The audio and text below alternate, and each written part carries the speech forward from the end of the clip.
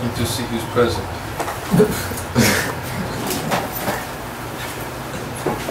While I was waiting upstairs, I was doing a little reading. I have really developed an attraction for a particular book called Vanamali Prji. And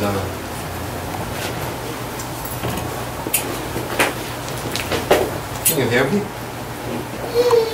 Yes. Yeah.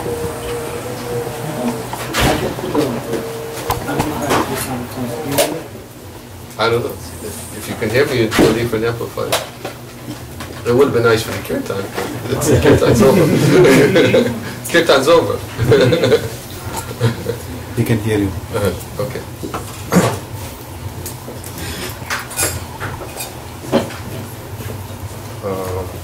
Damritavani.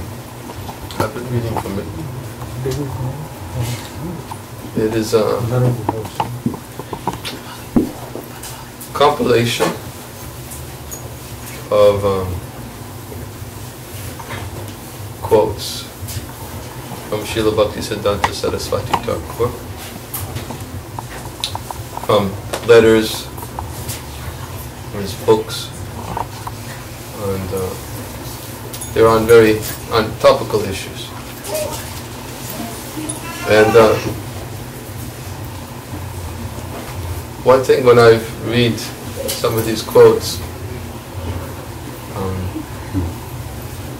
I'm fascinated how Srila Bhaktisiddhanta Saraswati Thakur is, his expression in English, he doesn't pull any punches. He is quite straightforward.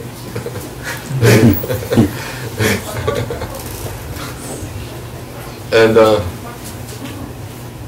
I was reading upstairs one particular quote. Where is it?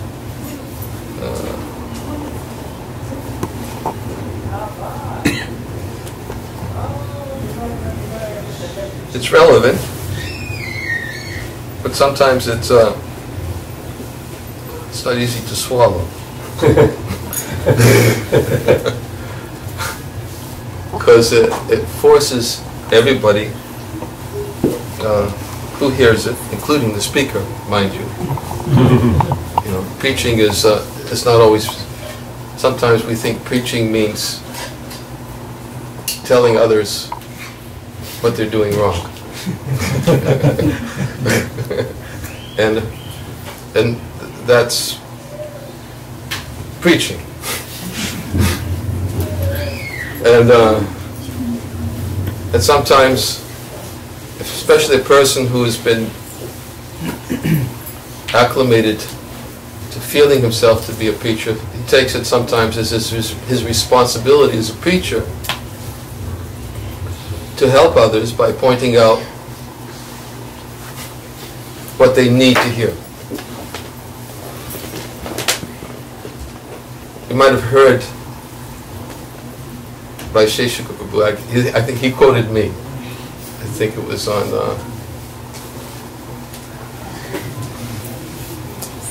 what night was it?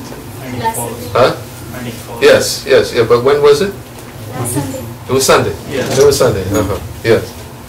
Yeah, he quoted me as saying that tendency is to find faults in others because it's easier to see the faults in others than to see it in ourselves. And when I was sitting and speaking to him at Nitin's house, and I told him that I said that to him. He said, "Wow!" He pulled out his book. He said, "I'm going to write that one down." Wow! That's by Sheshika. Wow! And I guess he memorized it because he quoted it on Sunday night.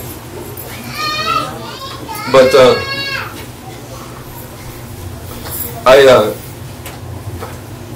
I said that based upon an observation, not only just in seeing in others, but also that preaching means actually looking within ourselves. And actually, an effective preacher is somebody who actually preaches to himself, and others can take advantage of it. In fact, if you read Narottam Das Thakur, Bhaktivinoda Thakur, Srila Bhaktisiddhanta Saraswati Thakur, sometimes when we read, they're speaking very, very strongly. They're preaching, and but they actually sometimes they're speaking in a very humble tone about their own inadequacies, their own faults. Like just for instance, read Amar Jivan, Bhaktivinoda Thakur, my life. Bhaktivinoda Thakur describes his own life as that he's very joyful when he sees others suffering, and he's suffering when he sees others happy. That's how. Oh, we decided to use it? Okay. Because they are not able to. Huh? They are not able to. They can't hear. Okay. All right, then this. So,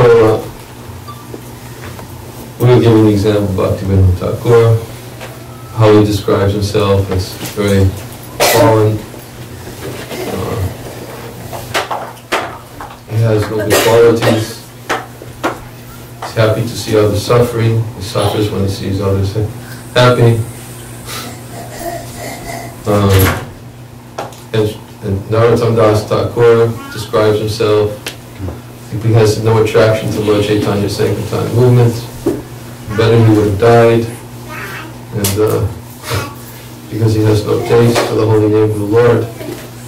Then sometimes we may question, why is it that such elevated Vaishnavas are speaking in such a way? But actually, one of the characteristics in elevated Vaishnavas is that they actually think themselves fallen. They actually feel, if you read Brihad Bhagavatamrita, and especially the first part of Brihad Bhagavatamrita, when Narada Muni is traveling, coming in contact with many elevated Vaishnavas, one after the next, trying to find who's the greatest recipient of Krishna's mercy. And every Vaishnava he goes to says, I've been told that you are the greatest recipient of Krishna's mercy. And every one of them, Lord Brahma, Indra, Prahlad Maharaj, Hanuman, Pandavas, went to every one of them, and every one of them felt that characteristically the nature of their love for the Lord is that they felt themselves inadequate in receiving the mercies of the Lord.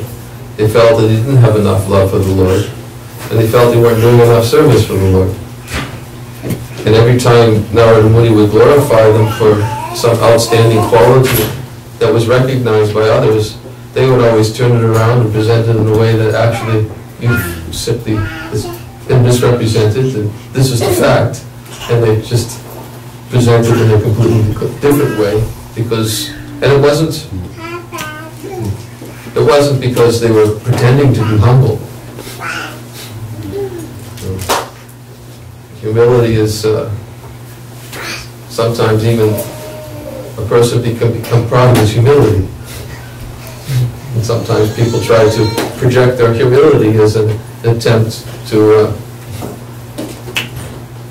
be recognized.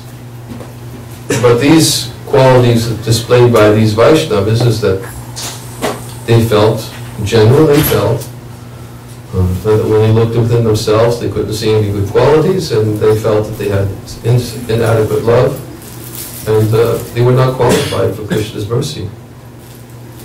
And these are elevated Vaishnavas. And they're not just doing it just to teach an example. They're actually thinking that way. And so therefore, if they're thinking that way, what about us?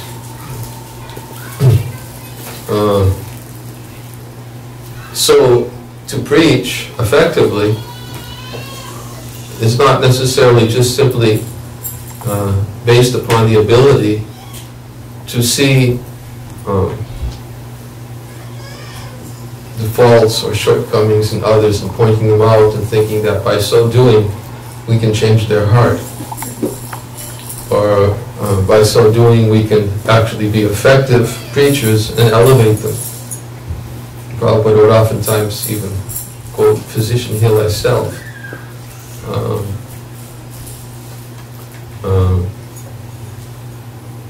In other words, if you want to cure others, you better be healthy too. And in fact, I was just reading just yesterday from Bhakti Loka. Srila Bhakti Vinod Thakur was describing in the verse that he says that the preacher of Krishna consciousness first conquers himself, and then by first conquering himself, then he conquers the world.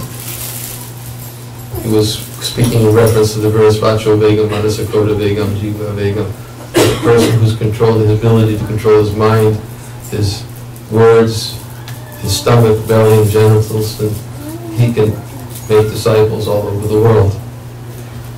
So Bhaktivinoda Thakur was saying, yes, first control your mind, control your words, control your tongue, and if you control yourself, then you become qualified to conquer others. Why? Because you can show an example. You can teach by example. Sometimes people are specifically they're looking for that example. Sometimes I hear devotees say that it's difficult to go out and preach because when I go out and preach to others, I'm afraid of what they might see. They may come back to the temple and see something that's completely different from what I've told them, or something to that effect. And therefore they don't have any enthusiasm to preach because they feel that the example is insufficient. So without example, it's very difficult to be effectively preach, and for that very reason, we understand that's why Lord Chaitanya appeared. He appeared because he realized that if I want to preach effectively devotional service, if I want others to actually to be able to come to the platform of devotional service, which I had previously come to show as Krishna and display in this world, but if people really actually want to come to the platform of devotional service of that standard, then they have to see somebody who's teaching it by their example. If Krishna doesn't teach, he's God. He doesn't teach it by example, because he's God. Therefore he had to come as a devotee to teach by his example. God assumed the role of a devotee, because that's what's needed in Kali Yuga. Kali Yuga, you have to see an example. Because the tendency, of course, and especially one of the symptoms of Kali Yuga, is that men are quarrelsome, lazy, misguided, unlucky, above all, always disturbed. The tendency is to look and to see faults in others. But, and then you'll hear so many devotees. I remember I was just talking with my godbrother Guru Garanga the other day, and he's not associated so much with devotees in recent years, although he and I keep in regular communication, and we always try to meet with each other. So we met. He happened to be flying from Brazil to New York to Berlin, and he happened to arrive in New York the same day my flight arrived in New York, so we connected. And we spent the evening together, and the devotees in whose home I invited them to come to, they were asking, can you tell us stories about Prabhupada? Because he associated with Prabhupada. And he immediately started telling different stories about Prabhupada. And he said that what really attracted him, that one of the devotee asked him, what is it that attracts you? What is the most attractive thing about Prabhupada? And he said the most attractive thing about Prabhupada, he was authentic through and through. This is let's say, what you see is what you get. He said that's what attracted him about Prabhupada. He said Prabhupada was such a perfect gentleman, so kind to everybody. He told a story I never heard before. It's a wonderful story. Wonderful story. I'll tell it.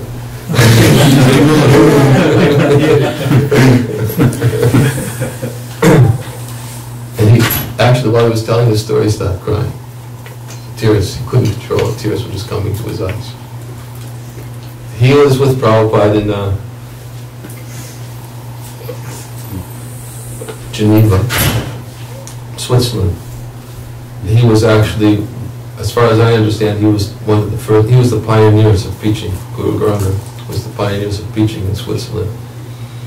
He speaks, I think, about 6 or 7 languages, and fluent in all of them. And he was there in the early 1970s, and Prabhupada decided that he wanted to come and visit. And I hope I can remember the details. He said he was very eager to engage Prabhupada in preaching while he was there. They had very simple facilities, a small place where they were staying and preaching, and they put together a room for Prabhupada to stay in. No furniture, just a cushion on the floor with a table. That's all they had. And Guru Garanga, prior to Prabhupada's arrival, had spoken to many dignitaries, important people, and inviting them to come at specific times to meet with Prabhupada. And on this one particular occasion, I can't remember who the person was. It was an important person, a diplomat, I think. And he seemed very interested to come and meet with Srila Prabhupada. So at the appropriate time, he went and got him and brought him to Prabhupada and brought him in the room. And he was feeling like, this person really wants to speak to Prabhupada, and Prabhupada. Devotees, if you ever talk to devotees, talk to secretaries or leaders, one of the biggest impetuses they had whenever Prabhupada would go someplace is they wanted to keep Prabhupada busy preaching. So, because that's what Prabhupada wanted. It was definitely, I can tell you another story. I was just with Shyama Sundar in Moscow 2 weeks ago. Shyama Sundar was Prabhupada's secretary for 3 years, and he was telling different stories about how he had to keep Prabhupada engaged in Moscow for 5 days. But anyways, I don't want to get off the track, but it's another nice story. So Guru Garanga was very eager to bring these important people. So he brought this man, sat down in front of Prabhupada. So Prabhupada said, "So you have some questions?" And the man said, "No." And Guru Garanga said, when he heard that, he was shocked. He said, "Man wants to come in Prabhupada, he had questions, and no." He was completely embarrassed. So what are you going to do? So Prabhupada asked one more time, "No more questions? You have no questions?" And the man said, "No." So Prabhupada just, Guru Garanga said, Prabhupada just looked very calm. And he said to Guru Garanga, he said, "Bring the harmonium." So Guru Garanga brought a harmonium, and Prabhupada just started playing on the harmonium and started chanting. 5 minutes, 10 minutes, 15 minutes, 20 minutes. He was just sitting there chanting. And he was looking at this man whom he had brought, and he didn't go anywhere, he just sat there. He was describing how the man was just, he could just, by looking at the expression in his face, he was totally captivated by the sound of Prabhupada's voice. It's just, he said he was mesmerized, hypnotized, and just sat. And Prabhupada went on for 25 minutes and just chanted. And the man just sat there and watched and listened to Prabhupada. And then after 25 minutes, Prabhupada stopped and said, "This is what we do."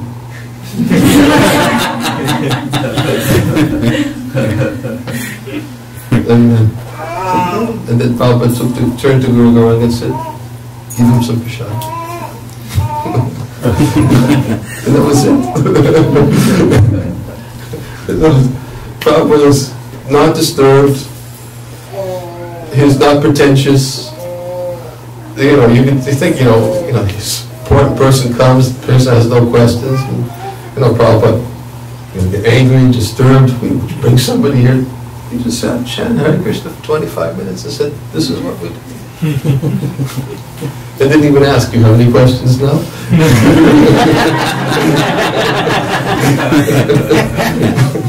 He didn't want to pressure him. So I thought it was a nice story. But that was, Guru Gauranga was saying that Prabhupada was just, that what attracted him is, he was authentic. He was ready just to teach by his example.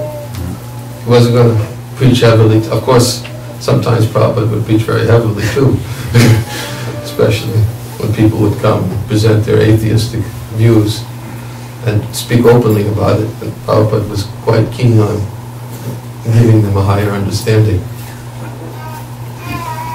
But he'd always do it in such a way that persons would just be totally disarmed.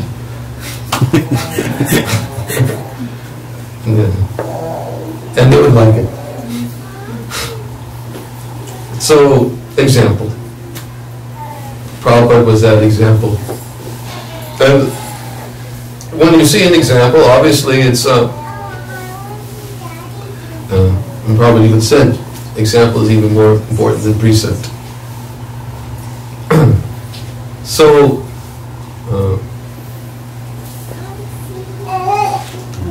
as we said, therefore, especially in this age, Lord Chaitanya, he appeared to teach devotional service. He says, if one is not practicing devotional service by himself, then how can he possibly teach? Therefore he said, I shall descend, I will adopt the mood of the devotee, and I will teach devotional service by practicing it myself. And Chaitanya Charitamrita describes Yad Charati Shreshtas Tatari Vetirojana Sayat Brahman Purute Lokastadanu Vartate, that whatever actions are performed by great men, common men will follow in their footsteps. Whatever standards they set by their exemplary acts, all the world pursues. So Lord Chaitanya, in that mood, appeared as a devotee to teach by his example. And of course, when the example is there, then it's very attractive. And just like I was just thinking, I was so happy that the last few days while Vaisheshika Prabhu was here, I know Vaisheshika Prabhu for years. I went out book distribution together with him in 1974 in Penn Station, New York. Hasn't changed a bit. He was just bubbling with enthusiasm back then. Now it's just bubbling, continues to bubble.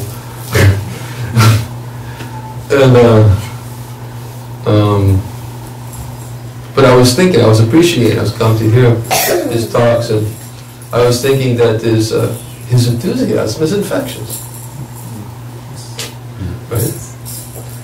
If you want to taste, if you want to relish devotional service, if you want to taste it, and you want to experience enthusiasm and get some conviction that yes, you can be happy in Krishna consciousness.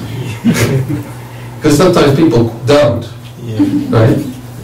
I hear about this happiness in Krishna consciousness, but it's fighting, so many problems, and people when they sit down, they talk to each other, that this problem, that problem, they did this, he did that, she did this, and I don't want to go to the temple anymore, and I have this problem and that problem, and every time I go there, this happens and that happens, and I'm just gonna, so many things. I hear these things.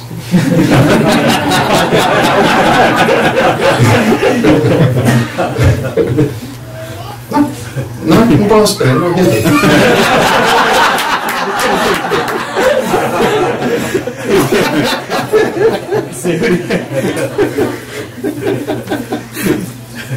But I hear them sometimes. In other places. Sure, it doesn't exist here. Maybe I just don't come enough. But if you really want, to be convinced that yes, there's some happiness to be had in Krishna consciousness, then be with somebody who's really happy in Krishna consciousness, isn't it? I mean, when I sit and I watch my Sheshikapu speak, I think, wow. Wow!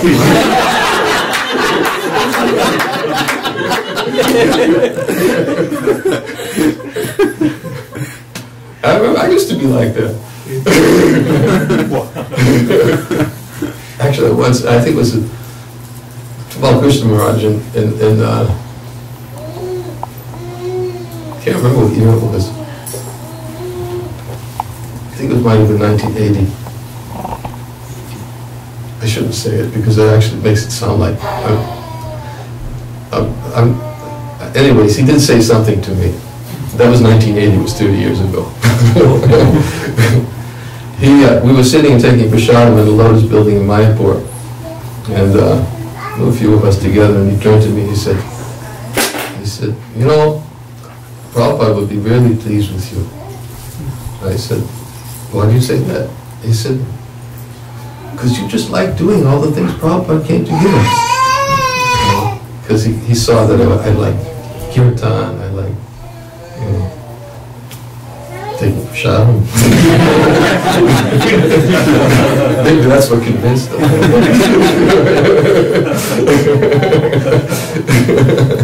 I took it seriously because, Tamal Krishna Maharaj at that time, he was like representative of Prabhupada. Anyways, as I said, that was 30 years ago. Something happened somewhere along the line. But Vaisheshika was still going strong. He really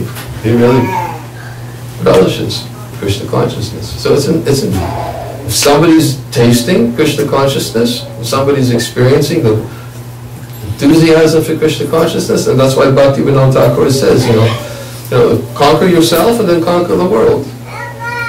If your mind is peaceful, if you're actually happy, and people are going to want part of that. Just like the other night, somebody asked a question in the council meeting. I won't say who it was, but it doesn't make any difference really. But somebody asked the question: Is there a way to put out advertising to get people to come to the temple? To advertise, we need pujaris, we need cooks, and things like that. And there is a way to do it, but I said, no, the best advertising, that doesn't work. I said, the best advertising is if you have nice relationships with the devotees, with one another, word will spread, and devotees will come.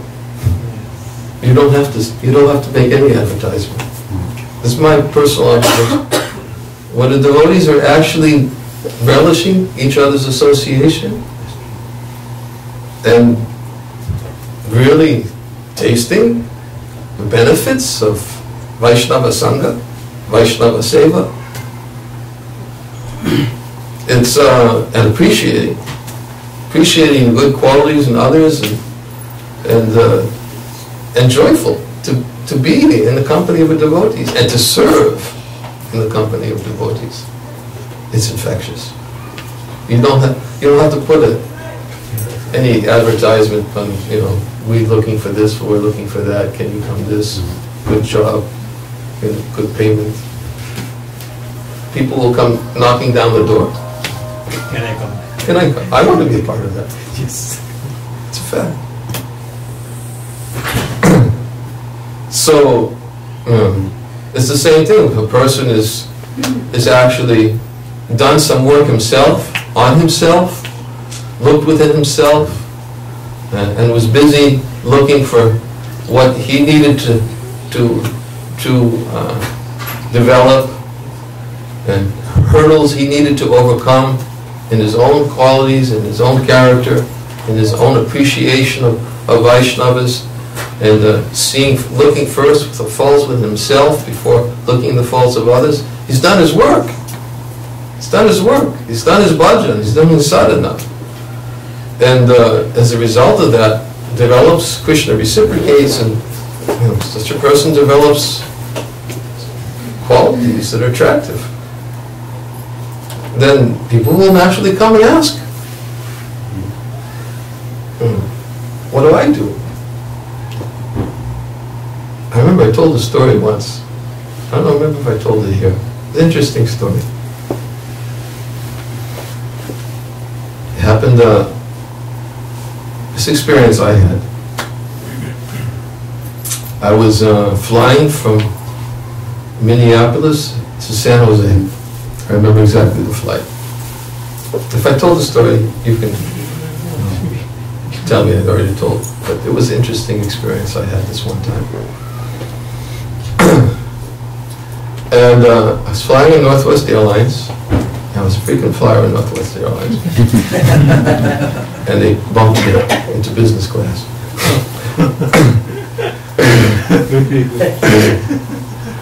And unknown to me at the time, because they called me first to board the plane. There was a man sitting and he was watching me as I was going up and being the first to board onto the plane. I didn't know that at the time, but that's part of the story. And gradually everybody else started to board the plane.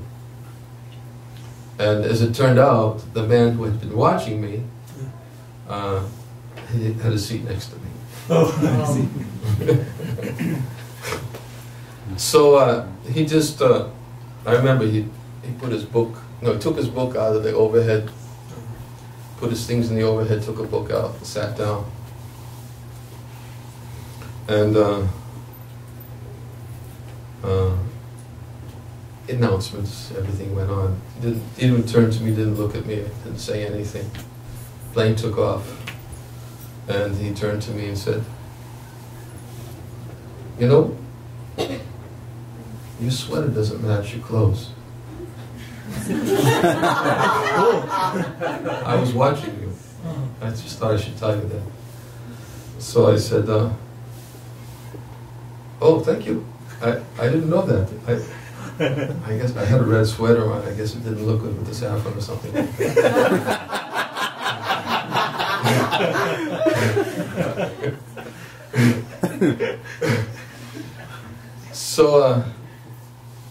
So then he said, okay, what is it? Tell me, who are you?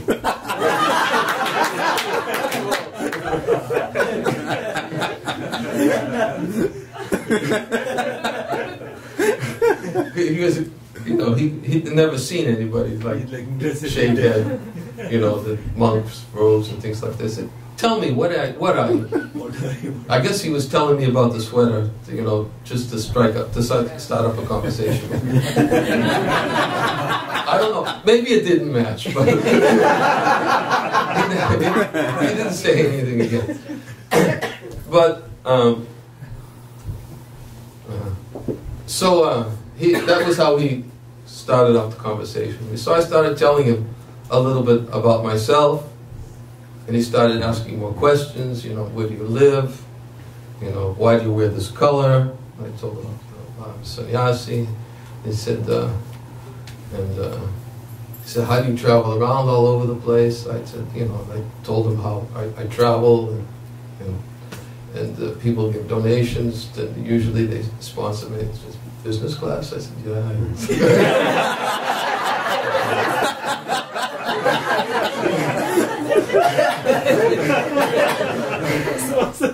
I said, yes, I fly on Northwest a lot. I had a lot of miles, and they put me here.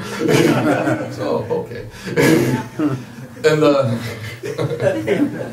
he really had a lot of questions about me. And that part of the conversation went on for about an hour, asking a lot of questions. And then, and I told him everything, sannyasi, you know, all the details, you know, about how I live and things like that. And then, all of a sudden, he changes the tone, and he starts telling me about himself. Telling me about he's a wealthy businessman, multi-millionaire. He flies this route 2-3 times a week. He lived in Winnipeg, in Canada, and he has to come through Minneapolis to go to San Jose, and tell me about his wife. He started telling me about his children. He started telling me about problems in his family life, his problems he was having with his in-laws. He was Canadian, but yeah, I guess he was telling me about he was married to a woman from Pakistan, and then he had one child who was autistic. He started telling all these details, you know, and about his personal life. And then all of a sudden he stopped. He went cold. He said, why am I telling you this? Yeah. He said, I haven't told these things to anybody before. You're a perfect stranger. I just met you a couple of hours ago. Yeah, I don't even tell close friends the things I just told you. In fact, I don't even think I have any close friends that I could tell. And his face turned really serious, and almost he looked like he was getting angry, and he started just staring out the window, and I thought, I was just listening to him.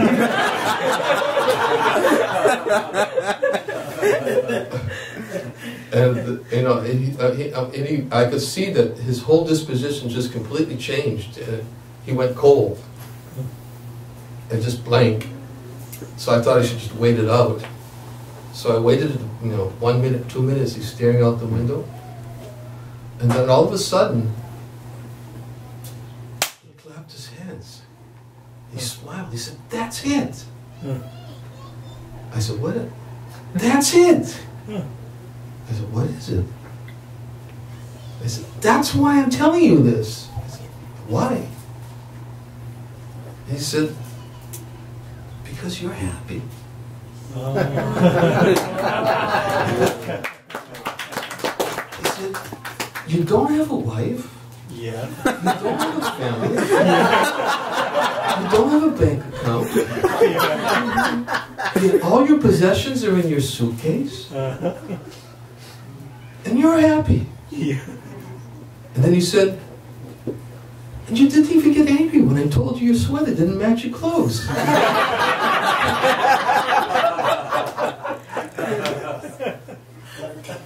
He said, "How do you do it? Tell me." He said, "I'm a businessman. Tell me how you do it." So I started telling about Prabhupada. And the whole rest of the flight was about Prabhupada and Bhagavad Gita. And then we landed. He turned to me. He said, "Look, I'm a businessman. I know when something's valuable. I want that book."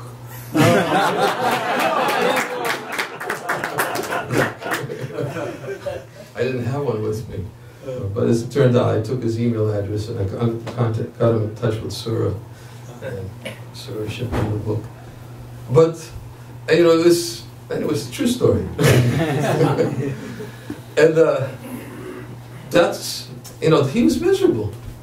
He was miserable. He had millions of dollars, family, so many problems, no close friends. Yes. And he just, the only thing, he's just poured his heart out because he realized that, here's somebody who's happy. And he doesn't have all these things. And I have all these things and I'm miserable. And of course, there's it's a very important part of preaching. Is, as I said, that is we have to show by our example that Krishna consciousness works. That we go out and we distribute Prabhupada's books. We have to show by our example that what's in the books is also being practiced.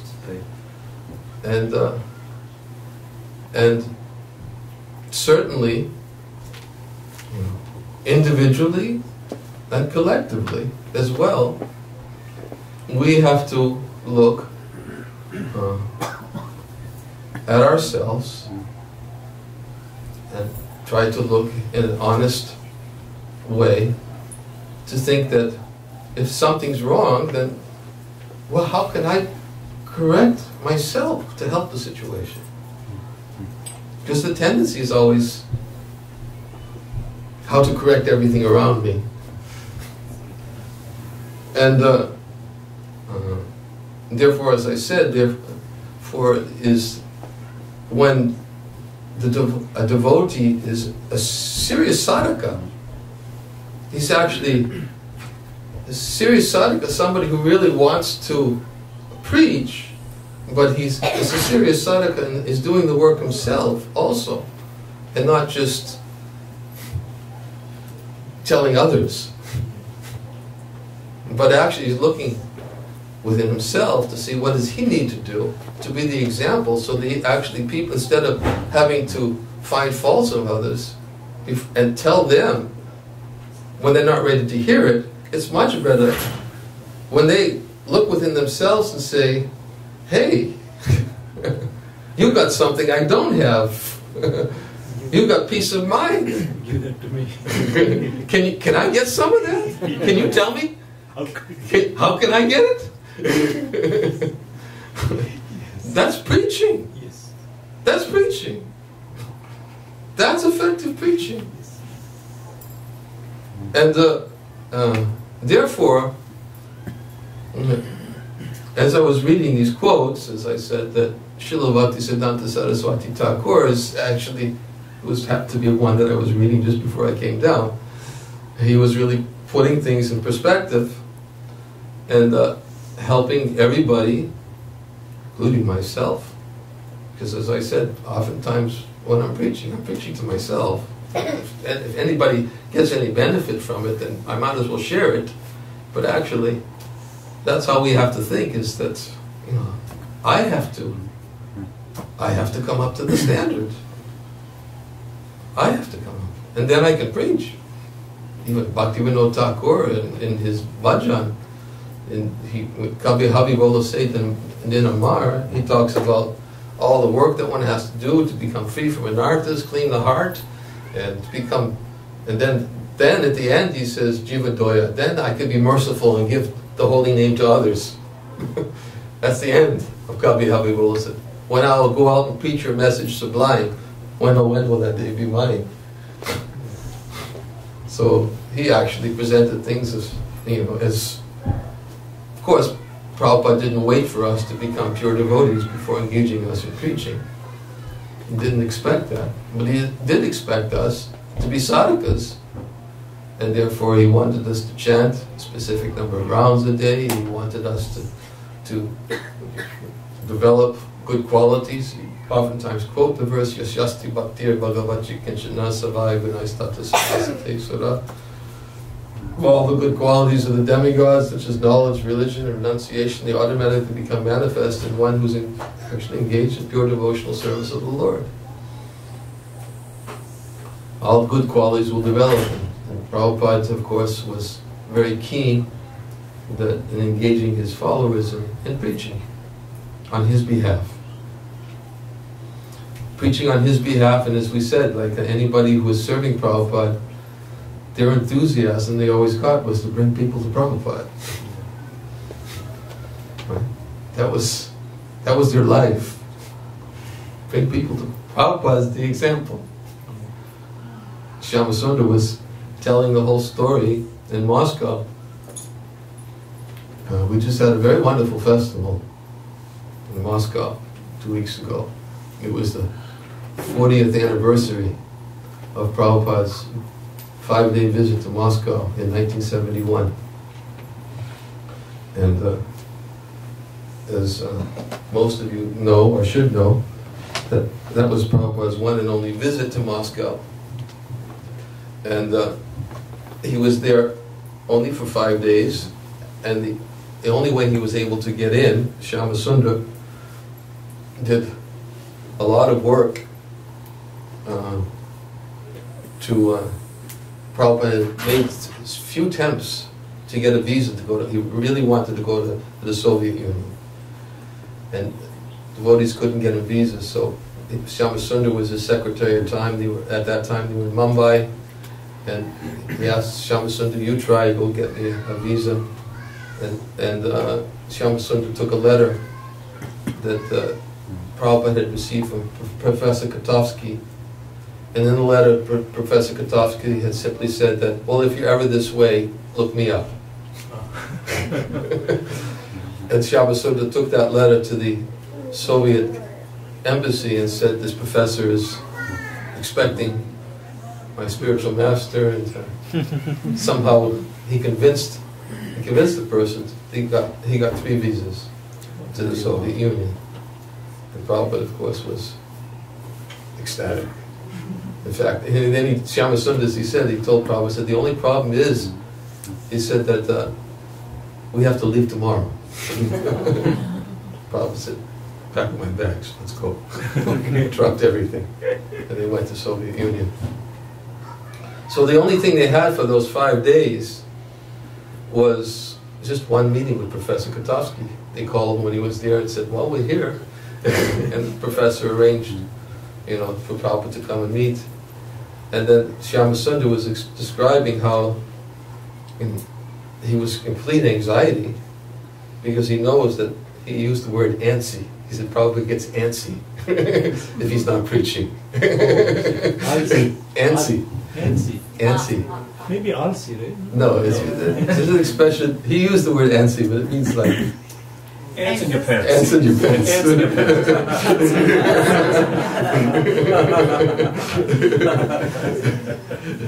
So that's he was basically, what he was saying is that Prabhupada needed to be engaged in preaching constantly, and they only had this one meeting with Professor Kotovsky for a few hours, and he was afraid that if he didn't have more preaching for Prabhupada, Prabhupada would get very disturbed. So he desperate, he had to go out and find somebody for Prabhupada to preach to. And then he was describing all these, by the way, all these talks they're wonderful talks. They're posted on my site if you want to. But he described, what it was like in the Soviet Union at that time, how he had to go and get food. He was standing in line, and he said while he was standing in line for food, 2 people came up to him, an Indian boy and a Russian boy, and they were asking him if he had any blue jeans. Blue jeans? Yeah, the Soviet Union. Blue jeans there. Right. No jeans. Big shortage. There was a big shortage of blue jeans the Soviet times, and because the Americans had them, the Russians had to have them too. Everybody looked up to America. Everybody looked up to America. So they were desperate. So they asked Shyamasundar if he had any jeans to sell. Because they could tell he was obviously not Russian. So Shyamasundar said, no. He said, but he started telling him about he had a spiritual master. He started talking about yoga. And somehow he was able to convince these two people to come back and meet Prabhupada at Hotel National, where Prabhupada was staying. And Shyamasundar went on to explain how Prabhupada just was so intense. He said he'd never seen anything like it. In the 3 years he had traveled with Prabhupada, he never saw Prabhupada invest so much in one person. He said, from the moment he entered in, he said Prabhupada was completely charming. He charmed them totally at first. And he sat down, and then Prabhupada started introducing them to basic Krishna consciousness philosophy. And he could, just based on whatever they could take, he was ready to give them more. So he said that the whole day, from morning to night, Prabhupada spoke to them. And then, the next day, they came back. From morning to night, Prabhupada spoke to him. This one person. No books in the Soviet Union, no preachers in the Soviet Union. The only thing in the Soviet Union was Vodka. vodka. That's right. I can testify, not that I took it, but whenever I would drive down the streets at night and nobody walked, everybody staggered.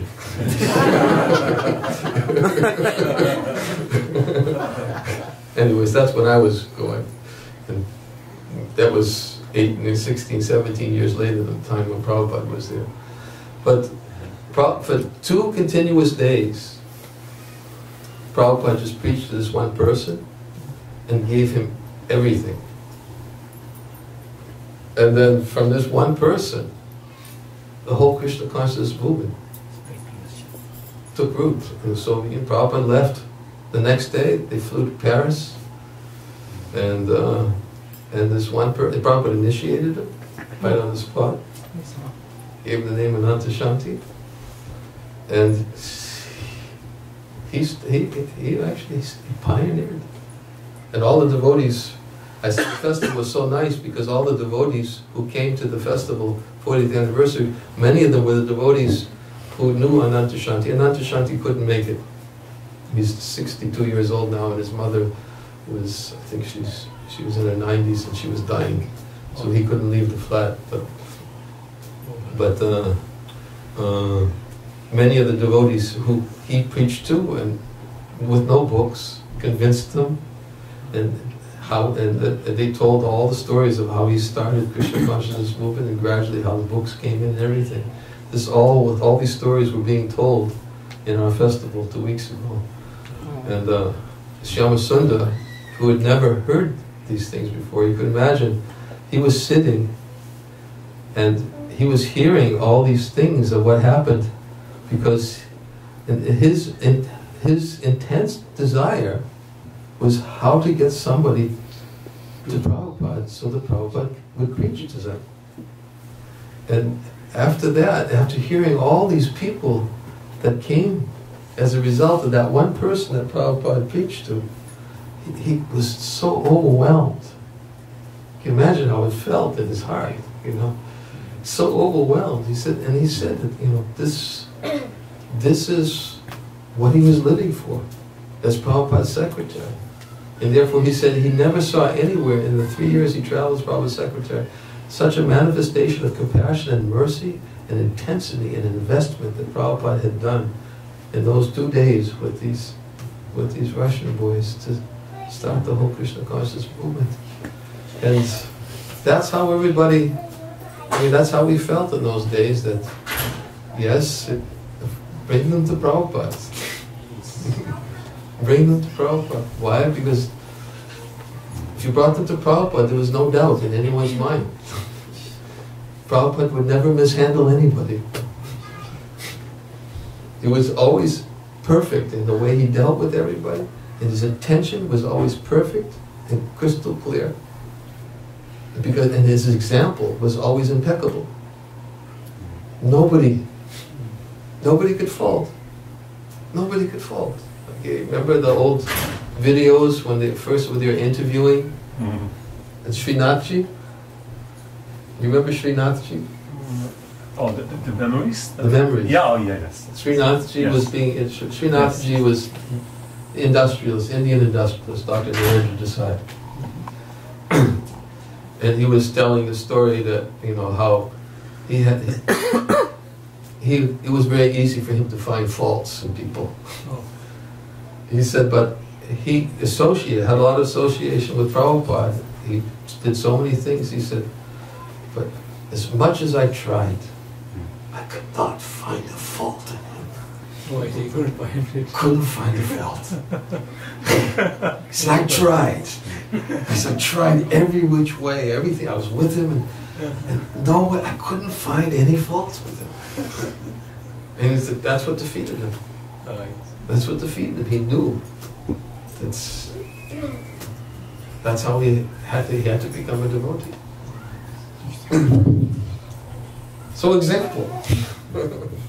It all gets down to really, Prabhupada taught by his example, preached by his example, established Krishna consciousness by example, and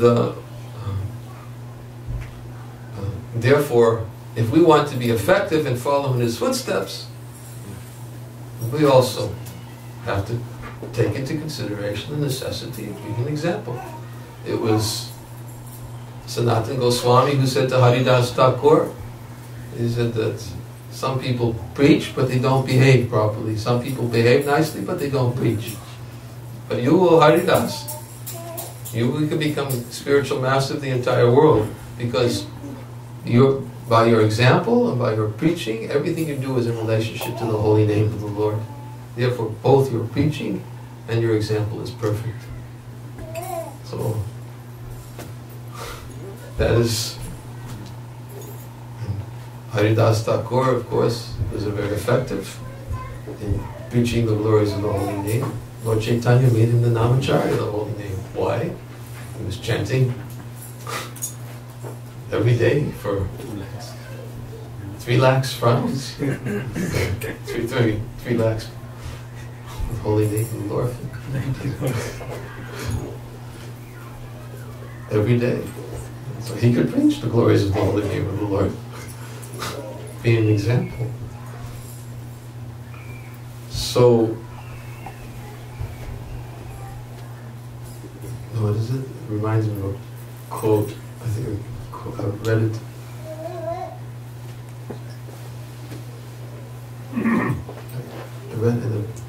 I read it, I can't remember somewhere, but I think it's from George Bernard Shaw. He said, he who can, does. He who can't, teaches. Right? Is that it? Yes, yes.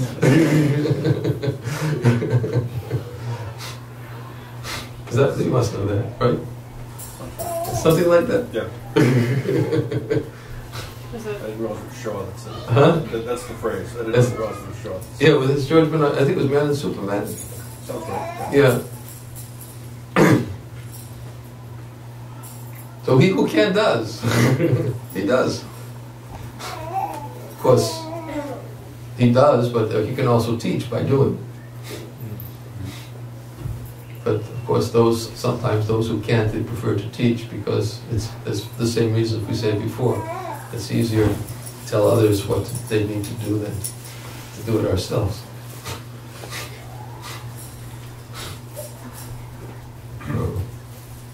Well, anyways, that's my introduction to the quote. I want to forget to read the quote. But the quote's heavy, so maybe that's why I was. Is it 8:30? Sorry. I'll read the quote. And then, please know that this is Srila Bhaktisiddhanta. And you'll see how he speaks, he's speaking about himself.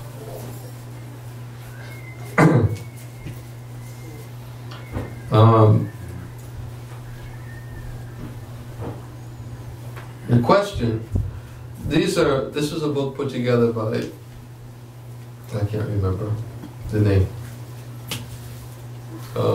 It was a disciple of Srila Bhaktisiddhanta, who took these different quotes of Srila Bhaktisiddhanta, and then he wrote the questions that the quote answered. So the questions not from Srila Bhaktisiddhanta, the questions were written by one of his disciples. Is this a Sanya? Was it? Huh? Sanya? No, it wasn't Sanya. Vidya, I can't remember his name. I probably have it in the front of the book, but if I go to the front of the book, I'll lose my place.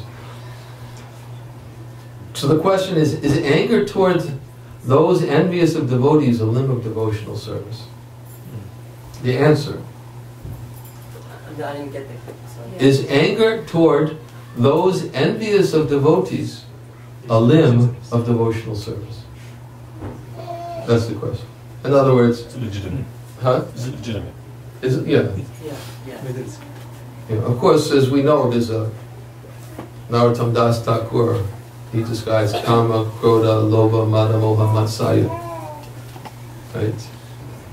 These are 6 enemies. In this one song of Prema Bhakti Chandrika, he describes that lust, anger, greed, madness, illusion, and envy. He said, I will engage all of these in the service of the Lord, and thus I will conquer these 6 enemies and become very joyful, happily serving the lotus feet of Govinda. So he was talking about how to engage these lust, anger, greed. He said, lust I will engage by offering the fruits of my work for the satisfaction of the Lord. Anger I will engage by becoming angry towards those who are envious of devotees. So anger is a limb of devotional service. That's the proper manifestation of anger, to become angry of at those who are offending devotees. And he said, greed I will engage by becoming greedy to associate with those Vaishnavas who are always speaking the glories of the Lord. And madness I will engage by becoming mad after Krishna. And bewilderment I will engage by becoming bewildered because of my inability to achieve shelter at the lotus feet of the Lord. He said, but envy, you can't engage it. Envy cannot be engaged. It's not what you can say, I'm going to use my envy in Krishna's service. There's no room for envy in Krishna's service. But these 5, Kama, Krodha, Lobha, Mada, Moha, they can be dovetailed for Krishna's service. So is anger toward those envious of devotees a limb of devotional service? And then he says, we should display anger toward those who are envious of devotees. This is a particular limb of devotional service. A lack of anger against blasphemers is unjustified. But we need to understand who is actually envious of devotees. Those who do not serve the Supreme Lord, the Supersoul, and most blissful friend of all living entities, do not benefit themselves, but instead invite trouble by their envy of Krishna and the Vaishnavas. Do I need to read that again? Yeah? Yes. I can read that again because it's not the heavy part.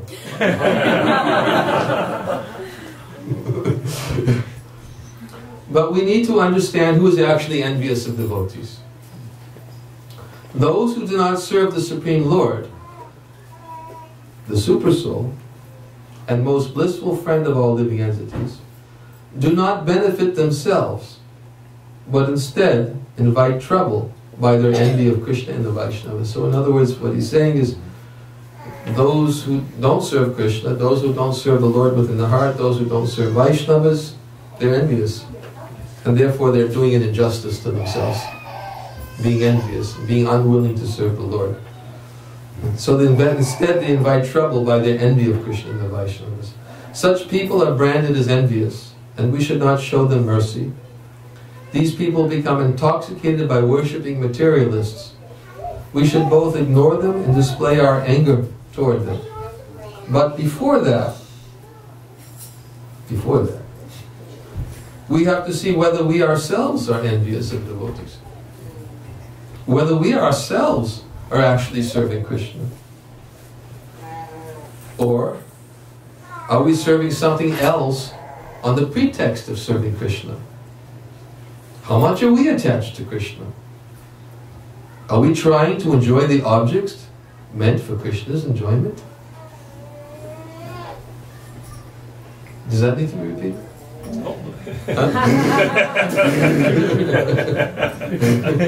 Yes? Okay. Please. But before that, in other words, before you start looking for those who are envious of devotees, we should look first, am I envious of devotees? We have to see whether we ourselves are envious of devotees, whether we ourselves are actually serving Krishna, or are we serving something else on the pretext of serving Krishna, which is, sometimes we'll say, oh, we'll use Krishna, I'm doing this for Krishna. Although, you know, we may be getting a lot of benefits from it, and it could keep us going for some time, and we don't get those benefits, I'm not serving Krishna anymore. Then we really found out if we're really serving Krishna or not. So that's what he's saying. He said, we should look at us, am I really serving Krishna, or am I serving something else on the pretext of serving Krishna? How much am I attached to Krishna? Are we trying to enjoy the objects meant for Krishna's enjoyment? And then he says, I think my enjoyment-prone material body is fiercely envious of Krishna and his devotees. Because instead of thinking constantly of Krishna's lotus feet and happiness, I am busy worrying about my own happiness, blaspheming others and looking for faults. I do not look at myself at all. I am such an offender at the feet of devotees that I should first learn to display anger toward myself. I am so envious of devotees that I should beat myself with shoes simply to purify myself. Then I can set an example for others and sincerely engage in the service of Hari, Guru, and the Vaishnavas. I must remember that everyone is worshipping Hari but me. I am unable to do so. I should also remember that I may die at any moment. So first we should show anger toward our own sinful propensities, such as our desire for profit, adoration, and distinction, and our propensity to cheat others. We must correct ourselves first. Otherwise, we cannot correct others. Then we have to correct those who are related to us, who are envious of the spiritual master and Krishna, and who are pulling us toward material enjoyment by tempting us. This is the secret of success. Hare Krishna. Could you repeat the last one? This is the secret of success? So I heard the whole thing. You want the whole thing. So we first have to show anger toward our own sinful propensities. In other words, yes, it's proper to be angry at those who are envious of devotees.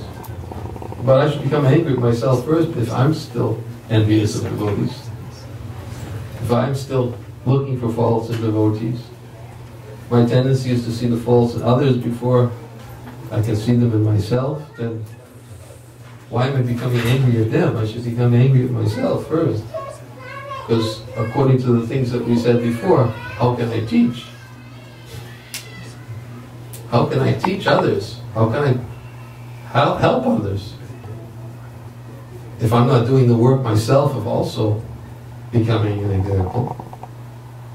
So therefore he says, so first we should show anger toward our own sinful propensities, rather than anger towards others. Just like, what is it? Upadeshamrita Viroda Yukta Krodha. One type of anger is anger that arises from attachment. Right? When we're attached to getting something and it doesn't happen the way we want it, we get angry. And the tendency that angry manifests, we always get angry because we see that somebody else interfered with my attachment. That's why Viroda Yukta Krodha, that's where anger comes. We don't see that actually Krishna is doing it to help uproot some attachment that I have with myself. No, I'm attached to something. Real anger can be used, but when it's controlled. When it's uncontrolled, it cannot be used. It's like, what's that story in the Bhagavatam? Prabhupada tells a story about the snake. Oh, Narada Muni. Narada Muni, this, it was a snake. Disciple. Huh? The snake became a disciple, yes, of Narada Muni. So, because he became a disciple, he would not bite anybody anymore, and would accept so much. So he went back to Narada Muni, and he said, what do I do? He said, now people mistreat me, I won't bite anybody. So Narada said, well, just expand your hoods and make it look like this. But don't bite. So, anger that's controlled, right? Like sometimes the Prabhupada would become angry, but his anger was always used for the benefit of the recipient. He could be angry in one moment and he could be completely transcendental and blissful in the next moment. Because he wasn't controlled by anger. It's one thing to control anger, it's another thing to be controlled by anger. When one is controlled by anger, there can be no good result by forcing that anger upon somebody else. No good result. Because it's simply anger which arises to attachment. So therefore he's saying, better I become angry at myself. So first we should show anger toward our own sinful propensities, such as our desire for profit, adoration, and distinction, and our propensity to cheat others. We must correct ourselves first, otherwise we cannot correct others. Then we have to correct those who are related to us. In other words, he's saying, correct ourselves first, otherwise we cannot correct others. Okay? That's an important point, because to really help others, we also have to be able to see the good qualities in others. If we can't see the good qualities, how can we help them? What actually helps them is when we bring out the good, not when we cut out the bad. If you bring out the good, then automatically the bad disappears. But if you can't see the good, how can you help? You can't help. So therefore he's saying, we must correct, otherwise we cannot correct others if we don't correct ourselves first. He said, then we have to correct those who are related to us, who are envious of the spiritual master and Krishna, and who are pulling us toward material enjoyment by tempting us. Right? That those who are connected to us, either bodily or friendship or some way, they're also, because we have some connection with them, sometimes we may be obliged to them, and they may tempt us to do something, even though we may have conquered it in ourselves by some obligation towards them, we may again commit the same activity if we're not careful. Therefore we're saying, then correct them. And then this is the secret of success. Anyways, any questions? So, should we have so many anarthas ourselves, and when we preach to someone, we know that back of our mind we are also having most of the anarthas that we are trying to preach it to someone else. So should we preach at that point of time, or should we not preach? We should, as we said, preach. We can preach to others by preaching to ourselves. Yeah, I mean, we realize that we also have to do our bit, so we are also trying to elevate ourselves, but there are some things that... If we're not trying to preach to ourselves and not trying to elevate ourselves, then how can we effectively preach? And that's also explained. There's a very nice, I think I have it right here. I can find it if you give me 1 minute. I'll find it. It's a very nice reference from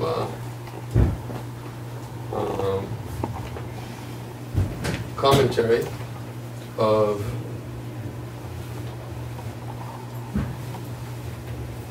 this is Jiva Goswami. He said, according to Srila Jiva Goswami, since a Kanishta Adhikari who cannot properly respect other devotees will certainly fail to offer respects to ordinary living entities who are not even devotees. A Kanishta Adhikari is useless for practical preaching work unless he comes to a higher platform of understanding. That's Jiva Goswami. Useless. If he can't respect devotees, how can he respect non-devotees? Devotees obviously have some qualities which are worthy of respect. And if we can't see that, then how can we preach non-devotees? So he says, if such a Kanishta Adhikari cannot properly respect devotees, then he's useless. Where's it from? Huh? Where's it from? It's 11th canto Bhagavatam. I don't have the reference here, but it's 11th canto, I think maybe 3rd chapter, 43rd verse, somewhere around there.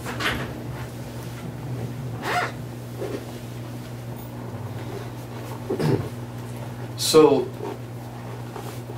therefore, we have to learn how to associate with devotees. We have to learn how to respect devotees. We have to learn how to see the good qualities in devotees. And in order to be able to do that, we have to be working on our own anarthas. And if we can do that, then we can preach. But if we can't do that, we can't preach. I mean, we can try, but it won't be effective. I mean, when we say preaching, we may bring somebody to a certain point, but to actually help them to elevate them, they have to have association with a higher devotee. That's the only way they can be elevated. They have to have association with a higher devotee. So, therefore, our preaching is like we gave you the example of during Prabhupada's time.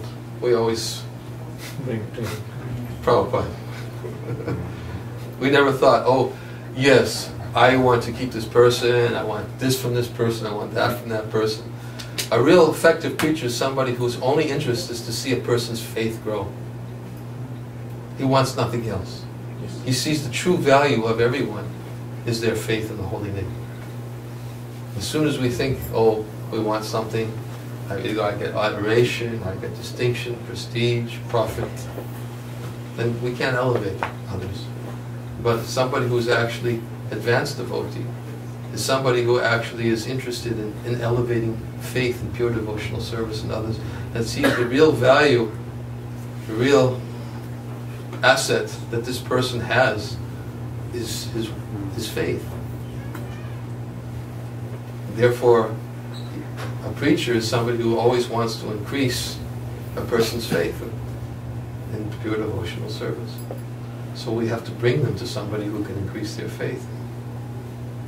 So we may preach on behalf of somebody else, and therefore be effective preaching. But to bring somebody to the point of devotional service, if we're not on that platform, we can't preach.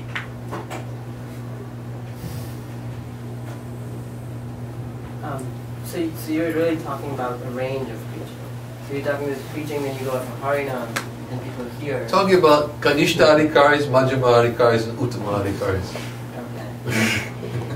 different levels of faith. But when we try to purify ourselves, I mean, so, for example, like if you take, like, you know, I've heard that if you go out on, say, books, and when you give, even if you take like a newcomer out on books, that person feels that he's purified. Or if you take somebody for Harinam, the first time he comes to the temple and he's going to go for Harinam, that person feels purified. But that's preaching. I mean, that's preaching and it's taking towards Prabhupada. Taking towards Prabhupada. So, what can you tell me what point you are arguing against? No, I'm saying that, no, I'm not arguing, I'm just saying that I kind of got confused a little bit about... Person can't preach? About Yeah, Jiva Goswami's quote?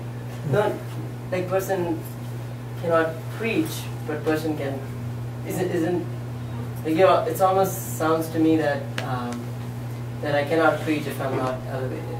Like No, this- that's not what I said. Okay. I said you have to be preaching on behalf of somebody who can preach. Oh, okay, yeah, got it. That's, yeah, so I missed that. If you're preaching on behalf of somebody who could preach, then you can preach. That's what Prabhupada did with us. Why is it like that? Who were we to go out and preach when we first met Prabhupada? I mean, my hair was all the way down to the bottom of my back, and same day it was cut off my head, I was out preaching. Who was I? But that's what Prabhupada did. He engaged us on his behalf. So as long as we're always conscious that we're subordinate to somebody who's preaching, we can preach. But if we're not conscious and we think I'm preaching, and if we're not on that platform, we're not preaching. It's really good.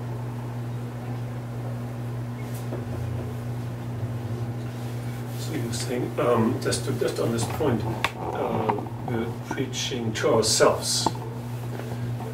So does that mean that we should choose topics that we need to hear?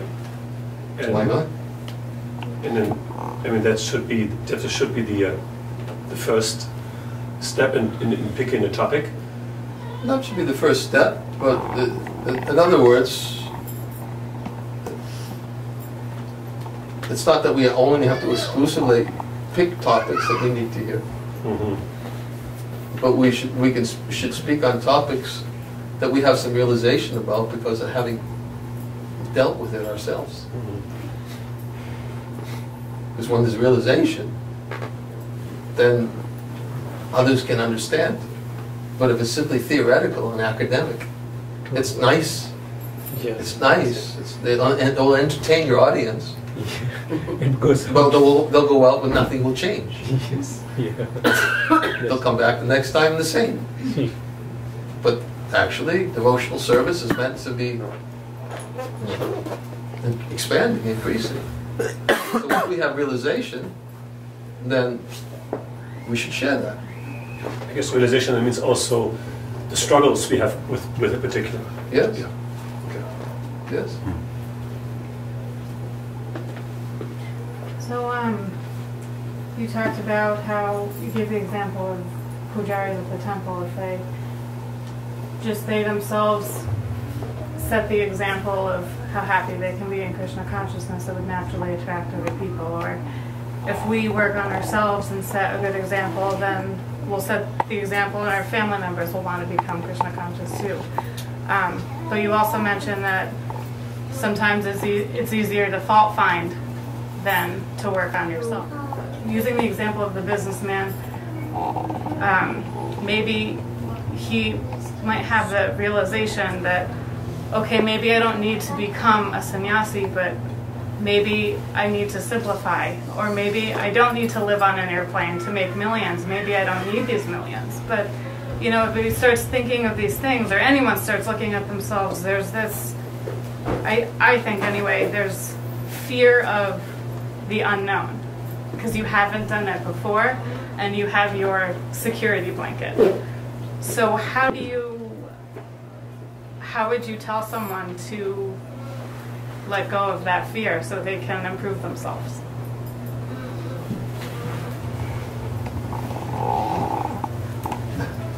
It's not a question of telling somebody to let go of fear. First, you have to tell somebody that you have to give somebody a sense of security in you before you tell them to let go. That's preaching. When you actually, that's how we were able to let go, because we felt secure hearing from Prabhupada. If we didn't have that security, that feeling of security, that feeling of shelter, it's just like, I was just reading just today, I don't know how Krishna's putting this, but yes, I was just reading today, probably have it very good. It was teachings of Queen Kunti. And Prabhupada was saying,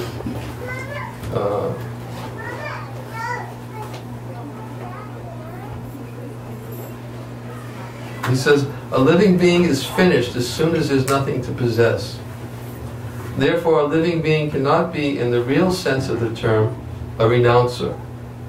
A living being renounces something for gaining something more valuable. A student sacrifices his childish proclivities to gain better education. A servant gives up his job for a better job. Similarly, a devotee renounces the material world not for nothing, but for something tangible and spiritual value.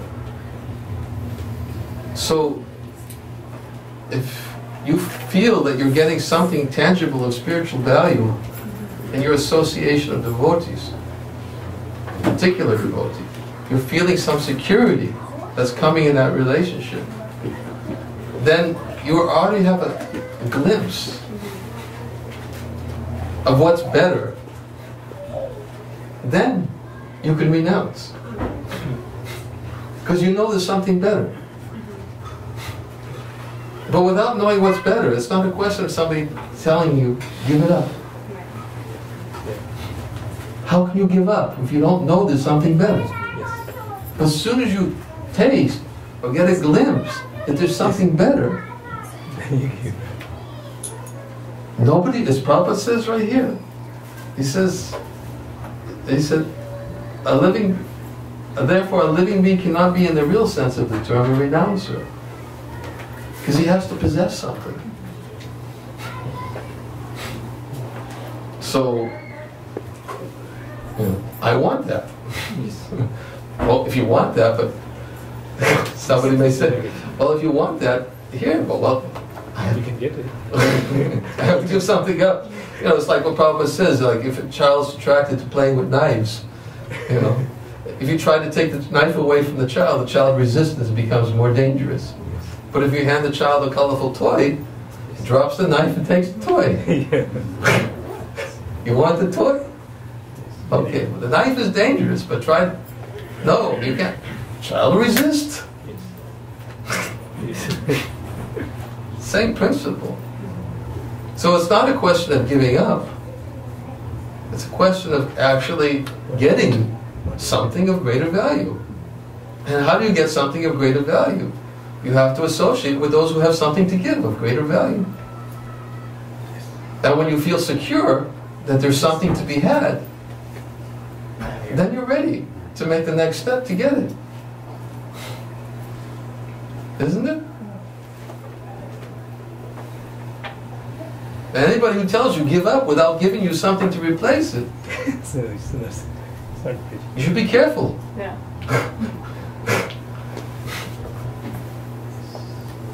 Maharaj, one of my initial days in my Krishna consciousness, when Prabhuji had advised me that I asked him that I'm not getting the taste when I'm chanting, what should I do? And he said, just keep chanting and just keep going on and tell people how you are getting the taste. You know, when you keep telling it, one day you actually start feeling it. And he also said, you know, when we are preaching, you know, always set the bar much higher than where you are. So indirectly you are actually committing, and your ego is forced to. And what was the last thing you said? And he was explaining me that when I set a bar which is much higher than where I am, you know, indirectly I'm forcing my ego to submit itself and stand up to that expectation that I'm setting before others. So I mean, it kind of helped me all along in a way. But when I heard from you today that, you know, it's always first to reach a level and then talk about it to others. So I'm a little confused about it. How to balance it. It's not. You can set the bar higher, but as I said, if you're associating with somebody, another way to set the bar higher is by associating with those who are more advanced and serving them. That's another way to set the bar higher. The tendency is sometimes when we find our comfort zone in devotional service, we'll surround ourselves with people who make us feel good and cushy about our own level of advancement, so that we won't want to set the bar higher. Right? So, but when we associate with those who are more advanced, we hear that there's a higher level to go to, and we can serve them. So, by preaching on their behalf, we can preach. Then you can preach beyond. But we have to preach on their behalf, not on our own behalf. So that's how you can do, even though you may not be fully realized. But of course, it's always good to be moving forward ourselves, and to be looking within ourselves, and to be improving ourselves. It's always good to be doing that. That's a sadhaka. Somebody who's actually practicing devotional service is somebody who's always working on themselves.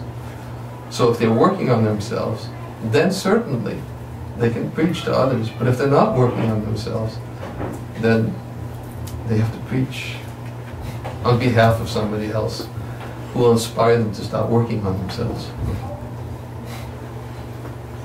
Otherwise, nobody comes up. Everybody just, water seeks its own level.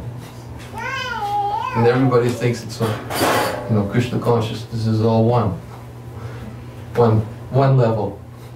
But it's not. We're all meant to make progress. And if we don't associate with those who are higher, we'll never aspire to make progress ourselves. And that's preaching. Why do you think Krishna says, Ya'idam paramam guhyam mad bhakti shabadyasasi? For one who explains the secret to devotees, for him devotional service is guaranteed, and in the end he comes back to me. Nachatasman manusheshu kastu me priyakritama. There's no servant in this world who's more dear to me than he. Krishna says, the one who preaches this confidential message to devotees. So, preaching also means to devotees. And we have to associate with devotees who are more advanced. And when we associate, we desire to become more advanced. And then we preach to others and bring them to a higher level by bringing them to the association of devotees who are more advanced. And then we can effectively preach. But we can only be as effective in our preaching as advanced we are. Prabhupada says that in Upanishad. So we have to increase our sadhana. So we always keep on increasing It our has to be sadhana. sadhana, yes. I think it's getting late. I mean, it's a weeknight, isn't it? In Chaitanya Charitamrita, saying Chaitanya Dev, যাকে দেখো তারে কহো কৃষ্ণ উপদেশ আমার আজ্ঞায় হো তারও এই দেশ Chaitanya told everybody to teach Become Guru. Krishna Upadesh. That is my order, Chaitanya is telling.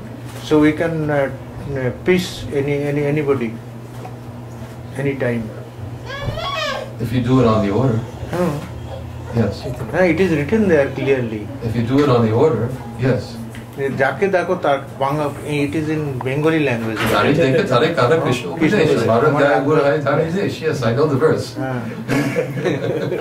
So anybody can peace. On his order. Chaitanya's order. On his order. Yes, anybody can peace. And my Guru Maharaj Jayapataka Swami, he is also instructed up. You can peace. On his order. As soon as you think It's not on his order. As soon as you think you're preaching, your preaching is useless.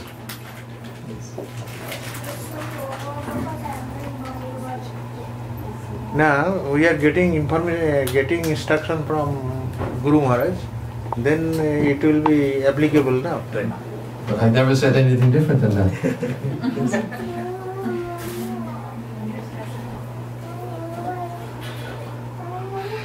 Then our process is wrong. Huh? Our process is wrong, procedure is wrong. We cannot instruct anybody. We cannot give Krishna name to anybody. No, I never said anything that you cannot give. I said do it on his order. Be conscious on his order. Yes. That it's on his order, yes. Swamiji is given order, our Guru Maharaj is given order. So we should follow now. Yeah, He's so saying same that's thing. what He's saying same thing. Maharaj is Maharaj is saying same thing actually. I'm saying same thing. Exactly saying same thing. But you have to be conscious you're doing it on his order. No. Yes. Given order. Yes. That I have to say. Yes, you have to be conscious that you're doing it on his order. Order, yes. If you're doing it on your own initiative, that's not preaching. If you're doing it on the order, you're serving the higher order. No, Guru Maharaj advised us. He doesn't get it. I don't think he understands. Does he Yes, that's understand the English? same. So he's saying the same thing. Yeah. As per your Guru Maharaj order, you can preach. He's saying same thing.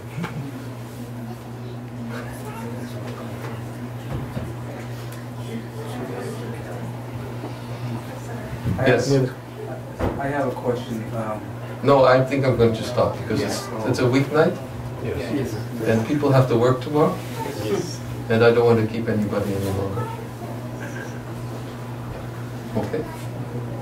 You can ask me afterwards. Hare Krishna. Hare Krishna.